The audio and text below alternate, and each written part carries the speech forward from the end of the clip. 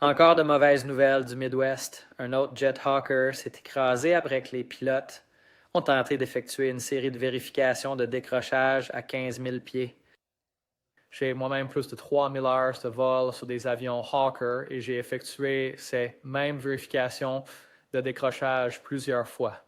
Il semble, et nous ne le saurons pas avant un moment, que les pilotes sont entrés dans un décrochage profond dont ils n'ont pas pu se remettre. J'ai piloté des jets Hawker en tant que capitaine pendant plus d'une décennie.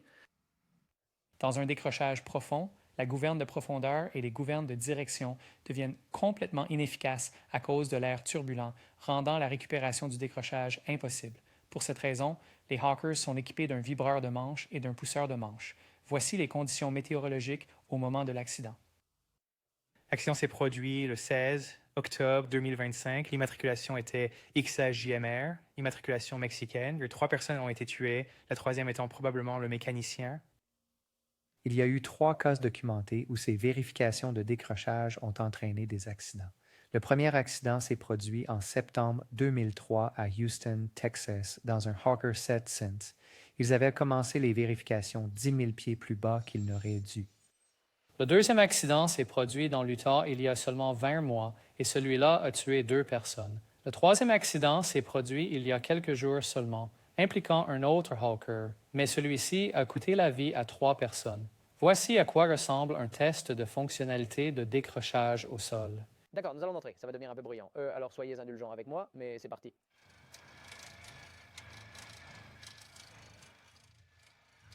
Pensez-vous qu'un pilote de Hawker connaisse la durée réelle entre le stick shaker et le stick pusher? Absolument pas. Erotpix et Suisse n'est attendu d'eux que cela varie. Et pourquoi cela varierait-il? Parce que le taux d'augmentation et de l'angle d'attaque déterminerait la durée entre le stick shaker et le stick pusher. Vous vous demandez peut-être pourquoi les pilotes de Hawker doivent-ils faire des vérifications de décrochage dans l'avion réel? Et sous-série un simulateur pour ça, n'est-ce pas? Eh bien, c'est vrai, mais un Hawker n'est pas comme n'importe quel autre avion. Contrairement à la plupart des avions à réaction, les Hawker ont des ailes mouillées, c'est-à-dire qu'ils utilisent du fluide TKS pour empêcher la glace de se former sur le bord d'attaque des ailes, à condition qu'ils volent à des vitesses appropriées. Quelqu'un pourrait demander pourquoi le Hawker n'a-t-il pas une aile chaude comme la plupart des autres jets? Eh bien, la réponse est qu'il faut avoir suffisamment d'air de prélèvement, c'est-à-dire de l'air de dérivation prélevé des moteurs pour fournir cette protection, et il n'y en a tout simplement pas assez produit par les moteurs pour le faire. Donc, dans les 4 ans, les bords d'attaque de l'avion doivent être retirés, vérifiés et inspectés, entretenus, puis réétichés à l'avion. Parce qu'ils ont tué cette réinstallation des actes de réaliser une série de tests de décrochage et pour vérifier que le système d'alerte de décrochage fonctionne correctement. Quand nous parlons de tests de décrochage, nous ne parlons pas de faire de véritables décrochages, comme les petits avions d'aviation générale. Nous parlons de la fonctionnalité de l'équipement de détection de décrochage. Je vais être honnête, je n'ai jamais été plus nerveux en pilotant un Hawker que lorsque je devais effectuer des vérifications de décrochage. Lorsqu'on s'approche d'un décrochage, le stick shaker s'active d'abord. Ensuite, 2 voyants d'avertissement apparaissent lorsque le pusher s'active. Sur stick shakers electrics, tandis que les stick pushers hydrauliques, pas possible. Oui, pendant 11 secondes, le stick shaker a été ignoré. Cela ne se fait jamais. Lors de la formation, on nous apprend à récupérer immédiatement au stick shaker. Il y a un problème récurrent qui continue de se produire avec ces accidents de Hawker, et je vais vous dire ce que je pense être une partie du problème. Lors de la formation, les pilotes de Hawker s'entraînent uniquement jusqu'au stick shaker avant de commencer la récupération, jamais jusqu'au stick pusher. Pourquoi? Parce qu'il s'agit d'éviter le décrochage complètement. Pourquoi? Parce que les caractéristiques d'un Hawker sont suffisamment mauvaises pour qu'il veuille que vous évitiez de vous approcher d'un décrochage réel.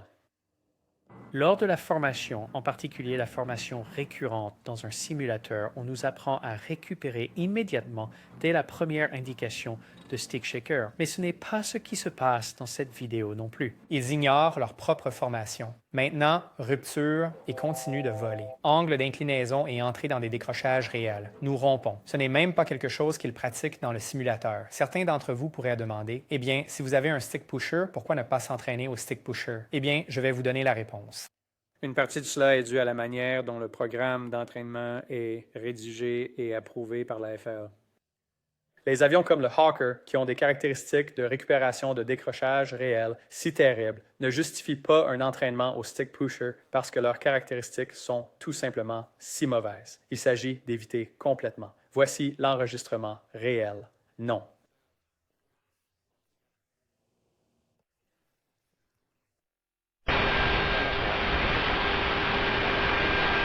Alec a regardé l'altitude et remarqué à quelle vitesse elle descend. Ses pilotes sont en difficulté. X-ray Alpha Juliet, Mike Romeo, Cleveland. Nous sommes en train de récupérer d'un décrochage. Centre, récupération de décrochage. Désolé. X-ray Alpha Juliet, Mike Romeo, centre de Cleveland. Indiquez l'altitude. Jusqu'à ce que les pilotes de Hawker soient réellement formés aux caractéristiques comportementales des Hawkers en expérimentant les stick pushers dans le simulateur, ils doivent cesser d'essayer de les expérimenter dans l'avion réel puisqu'ils ne s'entraînent qu'au stick shaker. Selon les manuels de vol, Hawker et les programmes sous de formation sur simulateur chez CAE et Flight Safety, les équipages sont formés à initier la récupération de décrochage au niveau du shaker et non à permettre l'activation du pusher. Le pusher est considéré comme une protection de dernier recours. Nous avons donc une trifecta de problèmes. Premièrement, les pilotes ignorent leur formation. Pendant la formation, ils apprennent à récupérer immédiatement au premier signe de stick shaker. Eh bien, cela ne se produit pas. Ils continuent d'essayer de piloter l'avion manuellement au-delà du stick shaker. Voici quelques pilotes dans un simulateur Hawker 8C XP. C'est presque incroyable qu'à notre époque, les pilotes soient encore obligés d'effectuer des vérifications de décrochage dans l'avion réel. Il n'y a aucun autre avion que j'ai jamais piloté, Boeing, Learjet ou autre, où j'ai dû faire cela. Le deuxième problème est les directives de la FAA.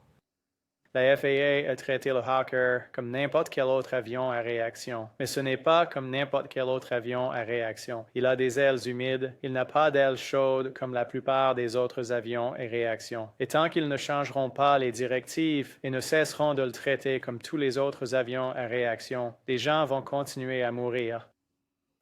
Voici un clip en accéléré du retrait des bords d'attaque des ailes de Hawker, en plus de l'inspection de nombreux autres éléments lors d'une vérification de 4 ans, 48 mois.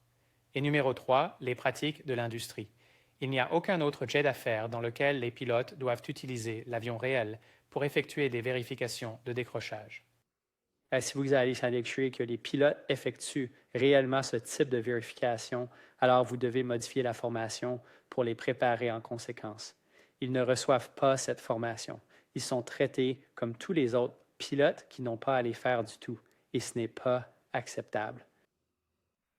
Ceci est une simulation de la façon dont l'avion aurait pu se comporter après être entré dans un décrochage profond.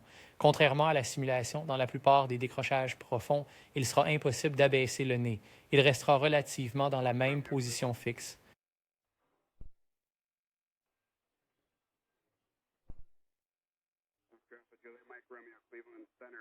Quand j'ai fait les tests moi-même,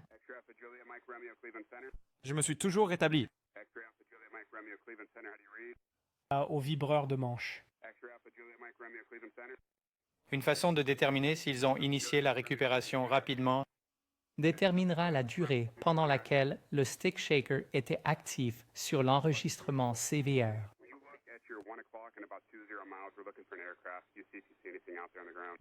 Ces vérifications de décrochage sont effectuées volet-rentrée et volet-sortie. L'avion est plus docile volet-sortie qu'avec les volets rentrés. Un dernier commentaire, c'est par respect pour ces pilotes et leurs familles. Ils ont peut-être tout fait correctement, ils ont peut-être rencontré un décrochage. Il se peut que le système d'alerte de décrochage n'ait pas fonctionné normalement ou que ce soit autre chose. Nous allons juste devoir attendre et voir. Si vous aimez cette vidéo, faites-le moi savoir. Aimez et abonnez-vous. Merci d'avoir regardé.